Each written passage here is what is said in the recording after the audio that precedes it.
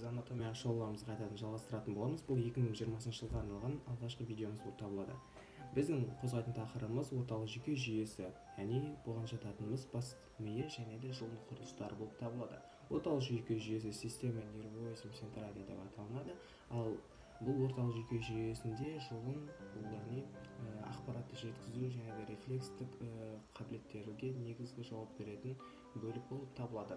Бүгінгі кең көлемді тоқталып жұлынның құрылысы сұр заты, ақ заты және де рефлекстерлік доға дегеніміз.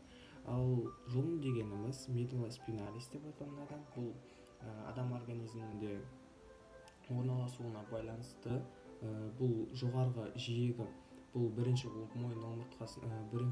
мойын омыртқасының жоғарғы шиегі болса, ал төменгі бөлігі екінші бел омыртқасында орналасады, немесе бел омыртқасы деп сипаттасақ болады. Ал педиатрияға байланысты тоқталатын болсақ, бұл нәрестелерде үшінші бел омыртқасында орналасатын болса, ал 5 айлық сәбилерде бұл 5-ші мойын омыртқасында аяқталады. Жұлынның өзінің жоғары бөліміне ешқандай кенет шекарасыз сопақша миға медула облонгата өтеді.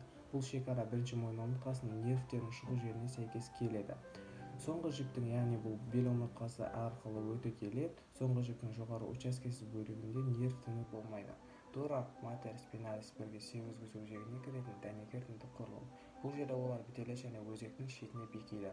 Соңғы жіптің қатты ми қабығының қуысында орналасқан бітелмейтін бөлігіне ішкі соңғы жіп филум терминале интернум, ал қабықпен бітелген бөлігі сыртқы соңғы жіп филум терминале экстернум атауын алады. Соңғы жіппен алдыңғы жұлын артериясын және веналары, сонымен қатар құйымшақ нервтерінің бір немесе екі түбіршегі қосарлана жүреді. Омыртқа бағанасын толық толтырып болмайды. Бұның ішінде бұл майлы тіндер болады. Бұл майлы тінде біздің қан тамырларымыз қоректік нәр беріп отырып қан тамырда орналасады. Және де бұл жерде жұлын сұйықтығымен толтырылып отырады. Бұл адамның, яғни әр адамда әртүрлі кеңістік мөлшері болып табылады. Ұзындығы бұл тұрақты, кейде айнымалы болып келеді. Негізгі стандарттысы бұл 40-45 см, ені 1-1,5 см, ал бұның салмағы болатын болса 30 граммды шамалайды. Бұл бірақ ескере кететін нәрсе, әр кезде әртүрлі болады. Жұлын нервтерінің таралу бөлігіне қарай 4 бөлікке бөлінеді.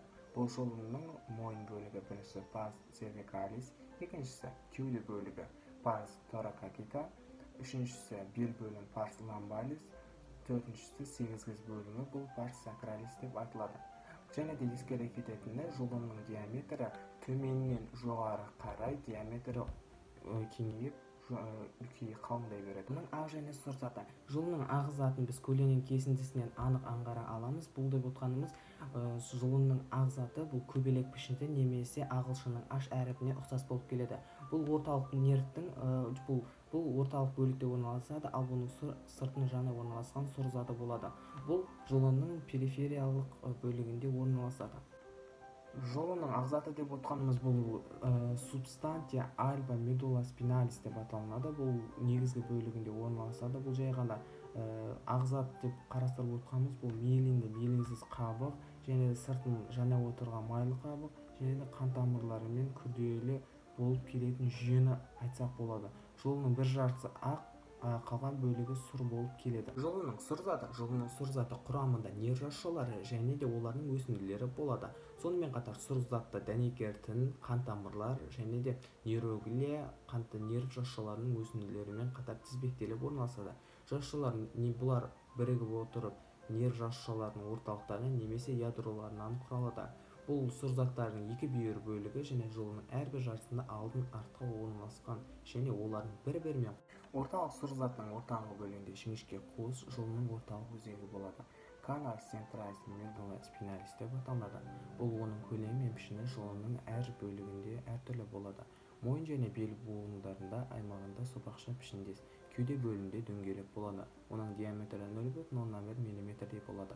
Ересектерде өзек қуысының кейбір учаскелері бітеліп қалуы мүмкін. Орталық өзек жұлынның бар ұзындығында орналасып, жоғарғы 4-ші қарынша қуысында өтеді.